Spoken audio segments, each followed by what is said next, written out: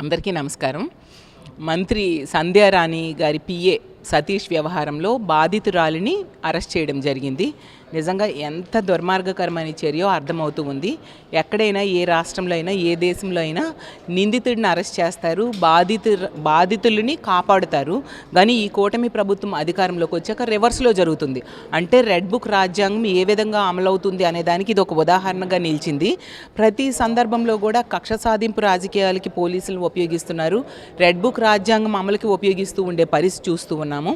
ఈ రాష్ట్రంలో ఒక మహిళ ఆమె ఇంత దారుణంగా వేధింపులకు గురైతే ఆమెకి రక్షించాల్సిన పోలీసులు ఈరోజు ఆమె మీద కేసు పెట్టి రిమాండ్ ఖైదీగా జైల్లో పెట్టారంటే ఎంత దారుణం. అంటే రానున్న రోజుల్లో ఈ కూటమి ప్రభుత్వంలో మహిళలకు ఏదైనా అన్యాయం జరిగితే బయటకు వచ్చి ధైర్యంగా చెప్పుకునే పరిస్థితి లేదు అనేది స్పష్టంగా అర్థమవుతుంది.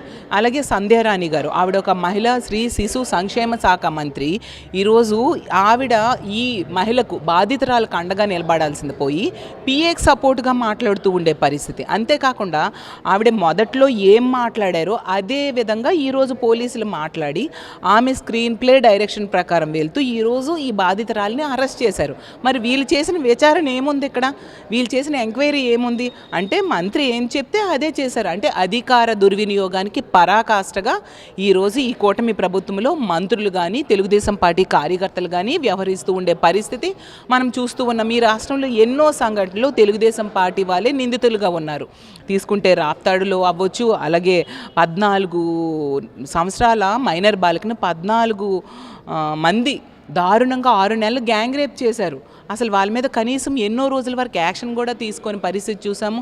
అలాగే తెలుగుదేశం పార్టీ ఎమ్మెల్యేల వల్ల ఎంతోమంది మహిళలు వేధింపులు గురైతే ఇటువంటి చర్యలు మనకి కనిపించదు. అలాగే తెలుగుదేశం పార్టీ అనుచరులు, ఎమ్మెల్యేల అనుచరులు అవ్వచ్చు, కార్యకర్తల వలన కూడా ఎంతోమంది మహిళలు బాధించబడితే ఎటువంటి యాక్షన్ తీసుకోకపోవడం వలన ఇలాంటి తప్పుడు పనులు చేసేవాళ్ళు రిపీటెడ్గా చేస్తూ ఉన్నారు. మేము ఏ తప్పు చేసినా ఈ కూటమి ప్రభుత్వంలో మాకు శిక్షించే వాళ్ళు లేరు అన్న ధైర్యంతో ఈ విధంగా వ్యవహరిస్తూ ఉండే పరిస్థితి మనం చూస్తూ ఉన్నాము. నిజంగా ఈ వ్యవహారం చాలా దారుణం.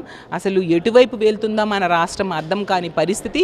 ఈరోజు ఒక ప్యాకెట్ క్లబ్లు అవ్వచ్చు, లేదా గంజాయి మాఫియా అవ్వచ్చు, కల్తీ మద్యం అవ్వచ్చు, కల్తీ మద్యం తయారు చేసే వాళ్ళు అవ్వచ్చు, ప్రతి దగ్గర కూడా పూర్తిగా తెలుగుదేశం పార్టీ కార్యకర్తలే ఉండే పరిస్థితి మనం చూస్తూ ఉన్నాము. అలాగే వీళ్ళు ఎంత ఘోరం అంటే వాళ్ళకి ఎటువంటి శిక్ష కానీ యాక్షన్ కానీ వాళ్ళ మీద తీసుకోవట్లేదు. అదే ప్రతిపక్ష పార్టీ వాళ్ళ మీద అయితే ఎలాంటి చర్యలు వెంటనే తీసుకుంటారో మొన్న కదిరిలో జరిగిన విషయం.